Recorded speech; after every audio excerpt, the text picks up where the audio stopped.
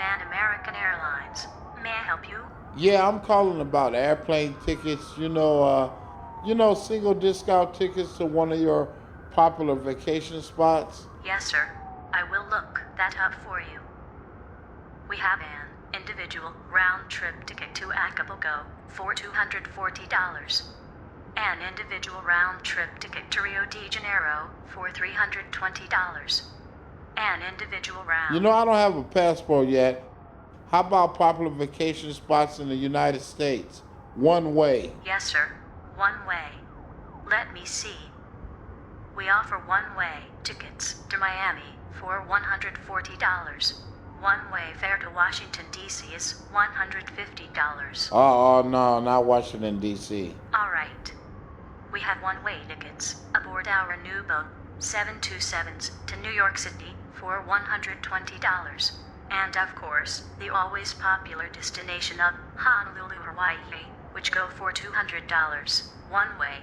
And we also have the very popular and affordable travel packages to Honolulu, which includes hotels. But they are all round-trip tickets. Honolulu, Hawaii? Yes, sir. It is very pleasant there this time of the year. Shall I make you a reservation? No, not quite yet. Let me do a little checking with my travel agent. But thank you anyway for your assistance. Yes, sir. Travel agent. I think I've done enough lying for today.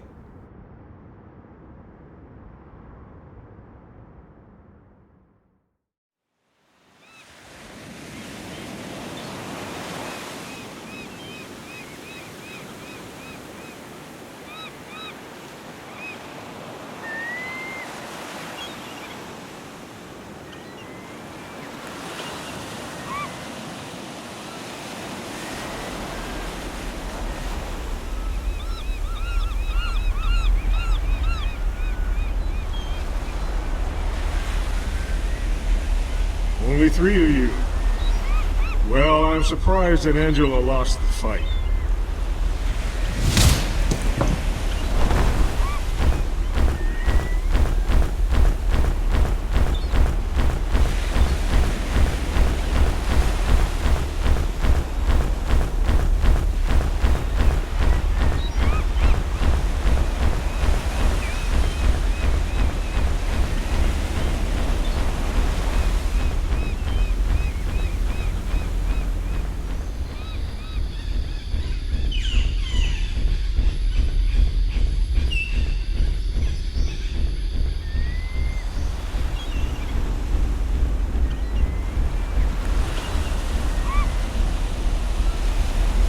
We will take this one out to the boat, weigh her down, and dump her overboard.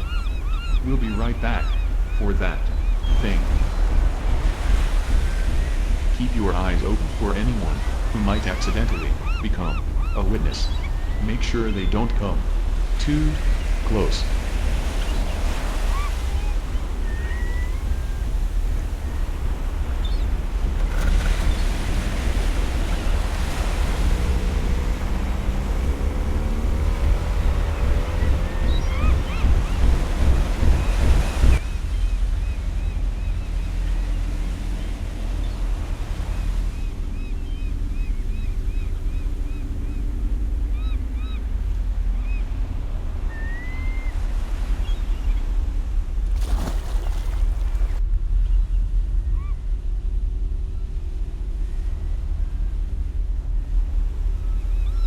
I think I'll move the boat a little closer into shore.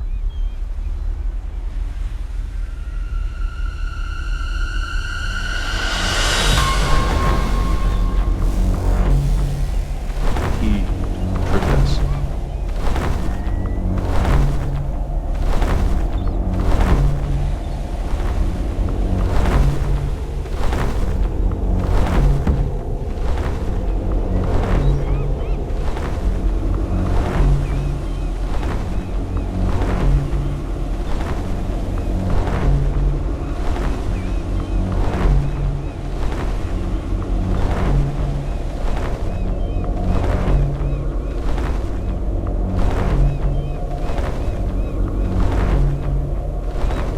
No, guns. No, but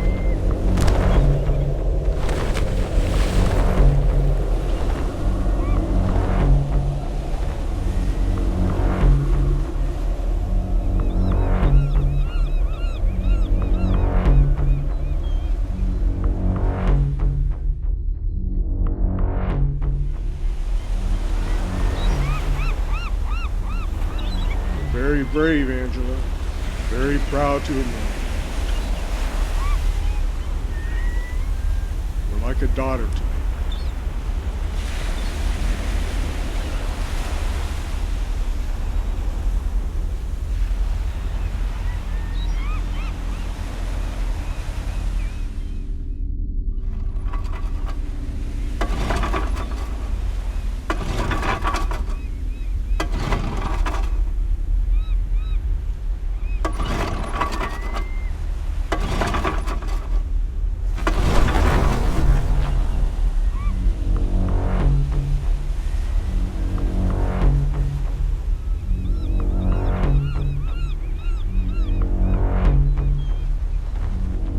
Down there's the California Current. Hope you are a good swimmer. In a year or so, if you are lucky, you will end up in Hawaii. It is a 2-year trip to Japan. Now I suppose this is a moment where you expect me to ask you who it was that sent you to kill me. Have a nice swim.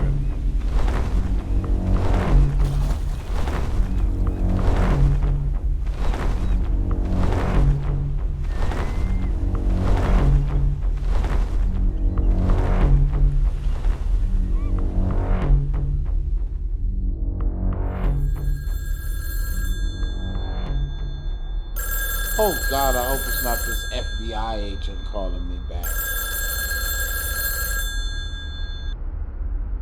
WJ Detective Agency. Woody, guess who this is? Sally, how you been? It's so good to hear your voice. I know you told me that we were not supposed to talk to each other again, but... No. I mean, yes. Go ahead anyway, Sally. Woody, why don't you come over to my apartment? I got a little surprise for you. A surprise? Your apartment? Yeah, a fun surprise. And I know how you like to have fun and stuff. Come on over, Woody. Okay, I really need to get out of this office. What time should I come? Right now. Right now? Yeah, right now. I know this is against my better judgment, but what the hell? I'll be there as soon as I can, Sally. I'll be waiting for you. Bye. I do got a birthday coming up. Maybe she'll bake me a cake with candles. That might be fun.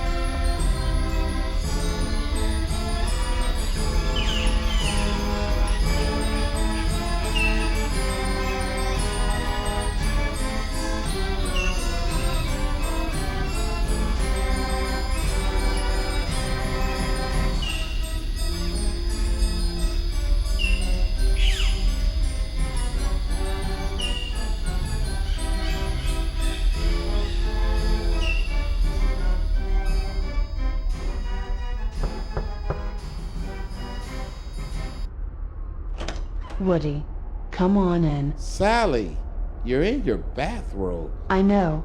Come in, Woody. I was sort of expecting a birthday cake or something like that. Oh, fuck. What is this? Run, Sally. I'll hold her off. Run down to the street. No, Woody. It's not what you think. It's all right. Come on, Woody. Calm down. Just relax. And sit down. Hear what she has to say. Please, Woody. Sit down. Listen to what Emily has to say.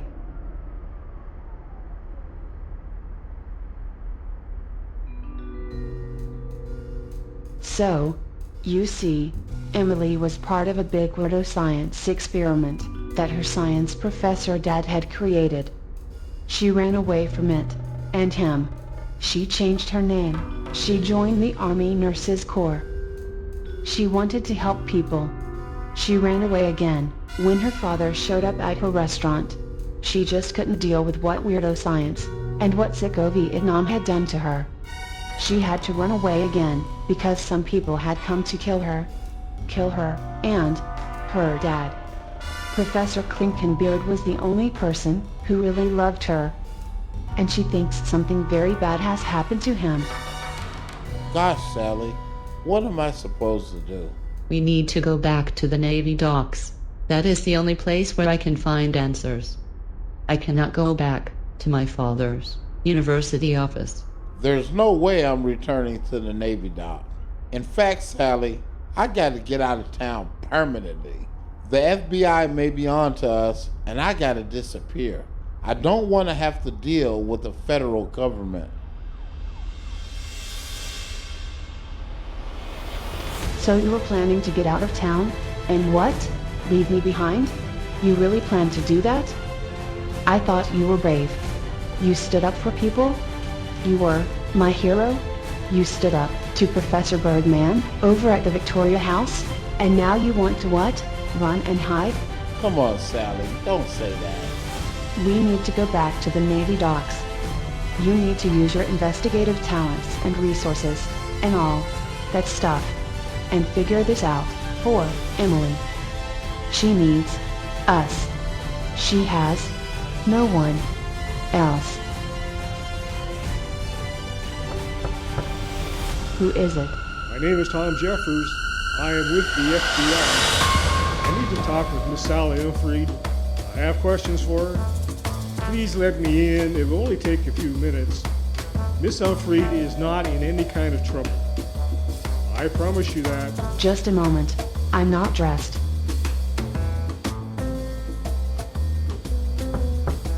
I'm coming. Sally Unfried? Yes?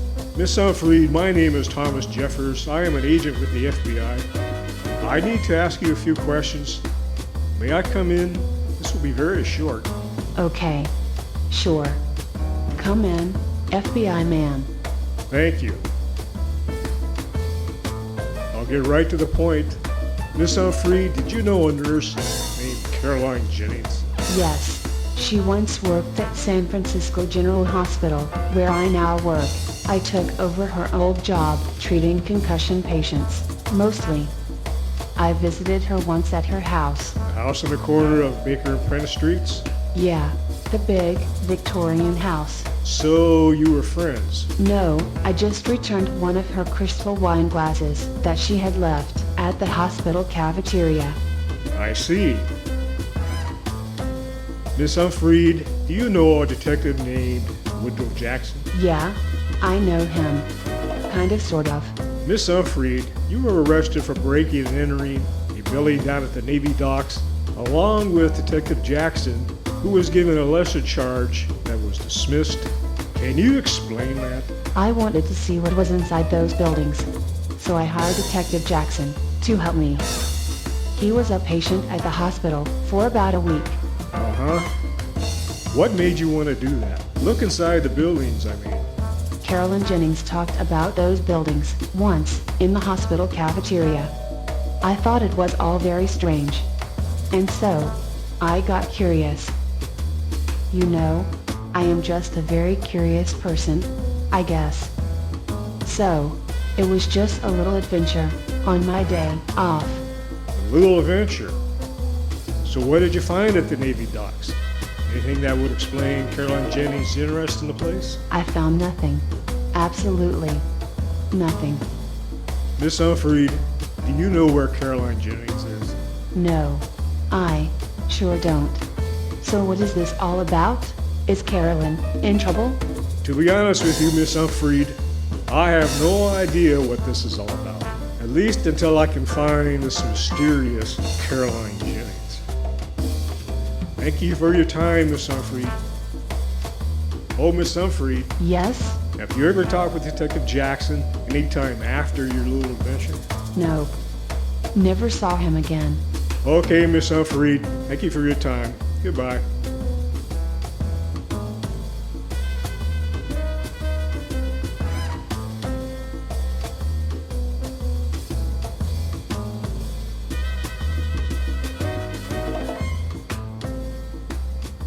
What do you think, Woody? Was I good or what? I think if we're going to the Navy docks, we need to go now. Put some clothes on and we'll get into your car. I'm pretty sure Agent Jeffries is on his way to my office right now.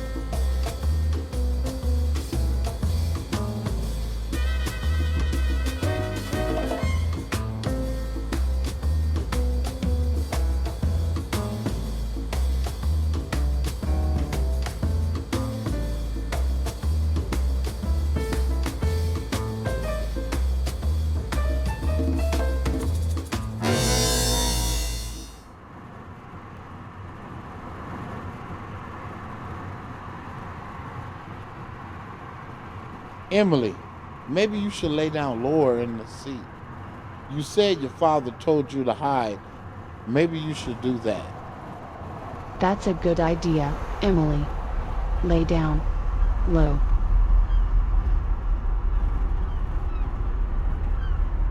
We will be at the Navy buildings in a minute.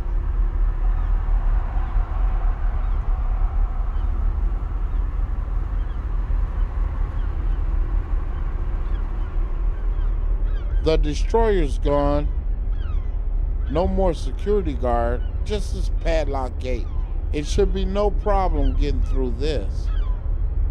We already know what's in building 2, so shall we begin with building 1?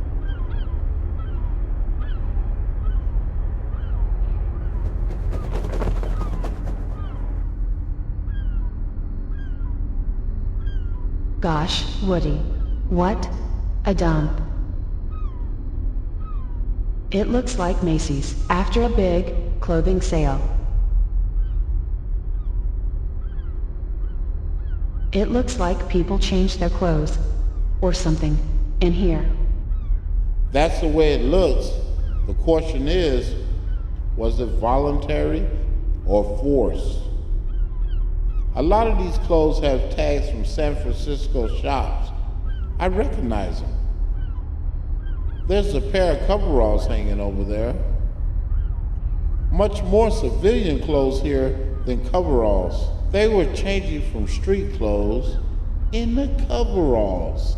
And they were put on Navy ships. Maybe just a few at a time, but over time it could have been many.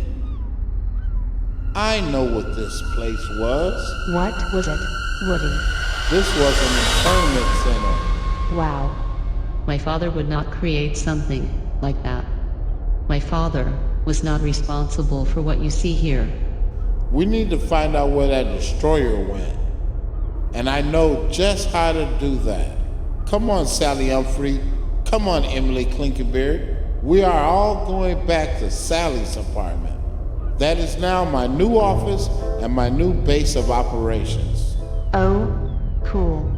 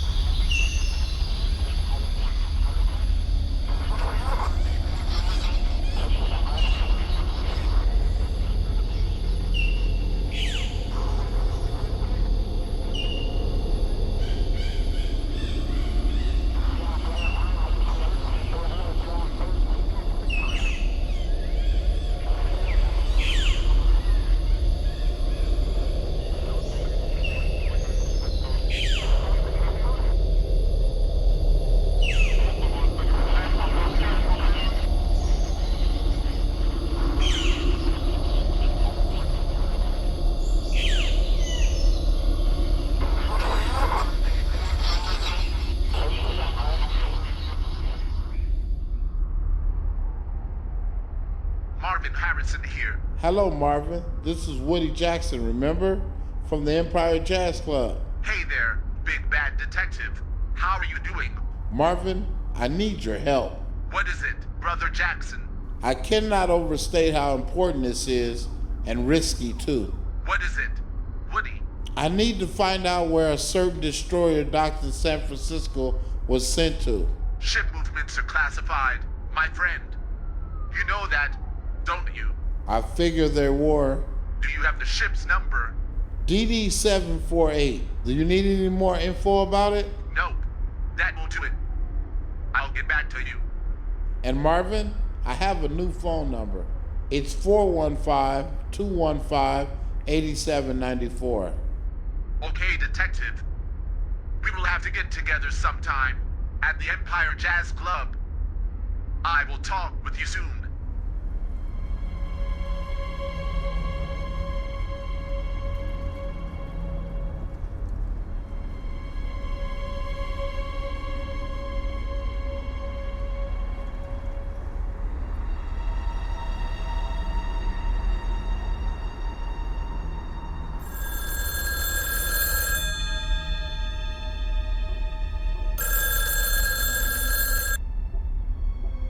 Agent Jeffers speaking. Yes, sir. I've been expecting your call. Yes, sir. This line is secure. Uh-huh. Yes, sir. No, sir. All the case files are gone. Everything on my desk is gone. And so is my secretary. All I have is this telephone. Yes, sir. Oh, absolutely, sir. Yes, sir.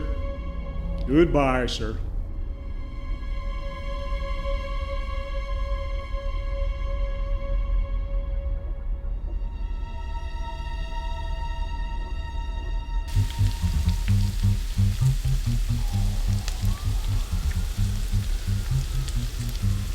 Sally's Fine Dining. How may I help you? Woody, this is Marvin Harrison. Brother Marvin, what do you got for me?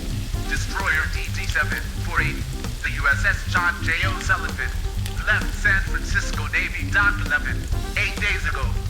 Its destination, the U.S. Naval Base San Diego, where it is scheduled to be decommissioned, refurbished, and turned over to the Turkish Navy. Fortunately for us, where Navy ships are going is more important to the Navy than where they have been, security-wise. It's been 1 year, stationed off the shore of Vietnam, with occasional trips to Subic Bay, Yokosuka, and Hong Kong. But where it had been last year is what is very interesting. It made trips from San Francisco to Pearl Harbor, Hawaii, and then back again. Hawaii?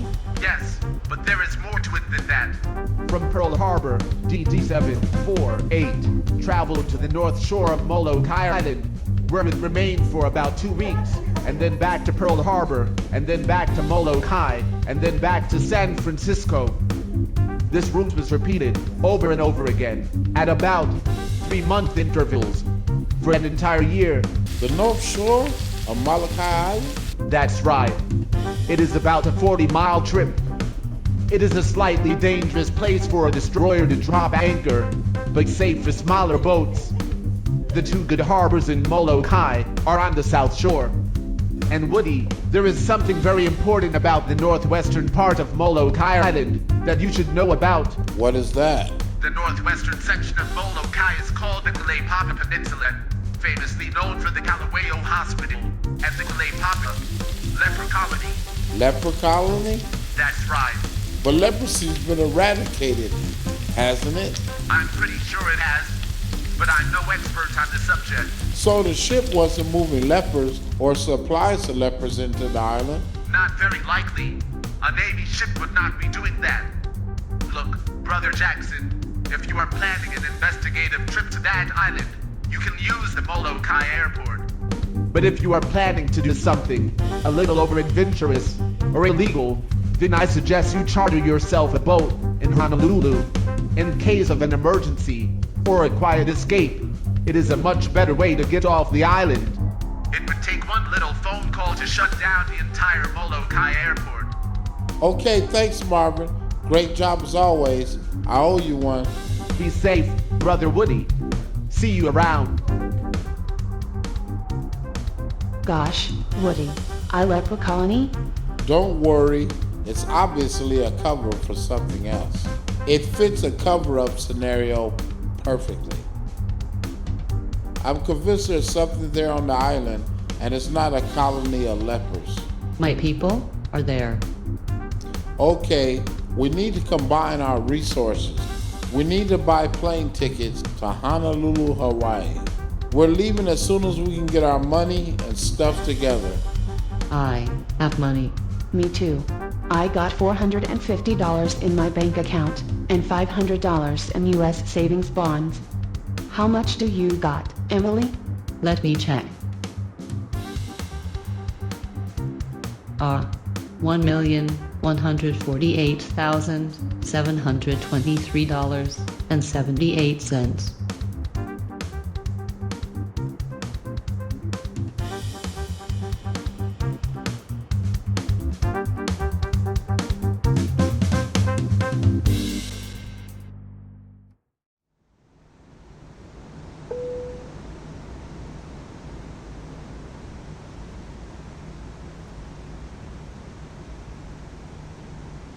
How you doing there, Emily?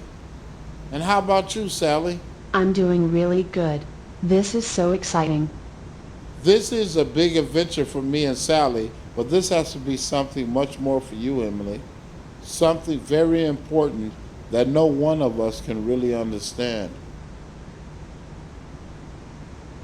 When we get to Honolulu, we will have to find a hotel room.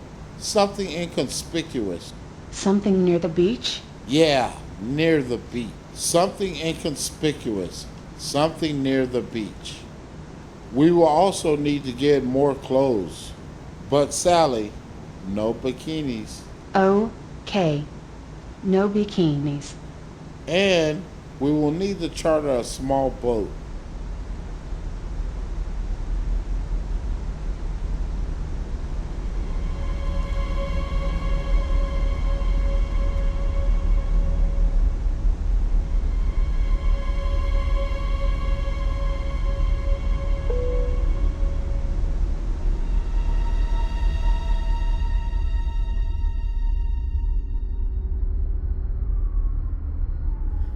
Come on in. You must be Professor Vernon Klinkenbeard. Finally we meet. Have a seat. Don't worry, it's safe. And close the door behind you. I think I'll stand. Okay, that will be fine. By the way, Professor, there are no guns here. I do not carry one, and apparently this Woody character never got a permit for one. You know, I was expecting either Woodrow Jackson, Sally Unfried, or Caroline Jennings to show up. One or two, or maybe even the three of them. I'll have to admit I didn't expect to see you here, Professor. I am FBI Agent Thomas Jeffers, by the way. I was originally called in by the San Francisco Police Department to help in their investigation of a very gruesome murder that involved two of their own detectives. Normally, police departments become very passionate, frankly, very revenge-driven when a fellow officer is murdered in the line of duty. But this one seemed to have overwhelmed them. That was my opinion of the situation, initially anyway. Do you know what the results of my investigation were? Care to guess?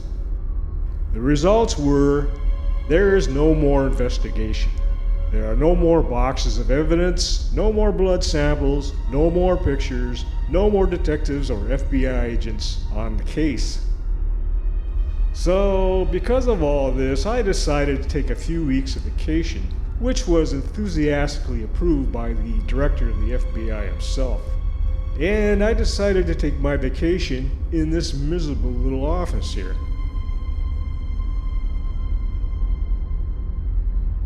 Professor, my philosophy is the cover-up of a crime, in this case by the highest echelons of law enforcement, is a bigger crime than the crime itself.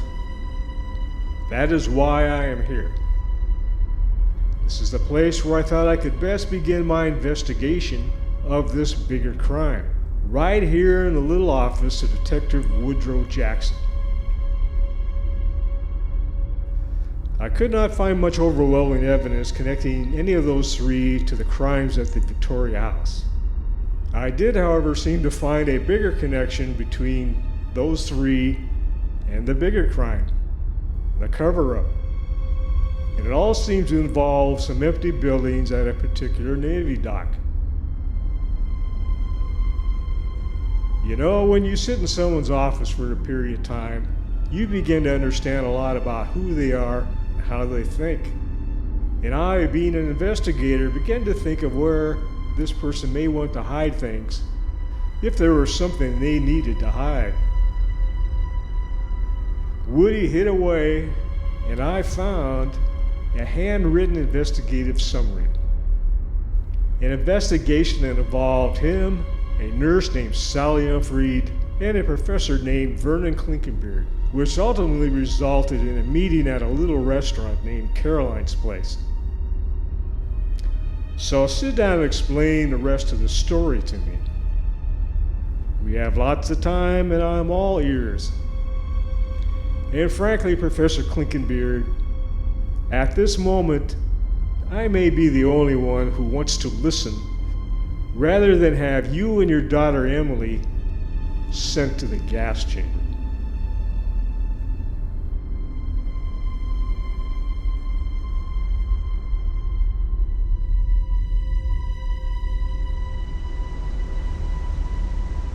Wake up, Woody.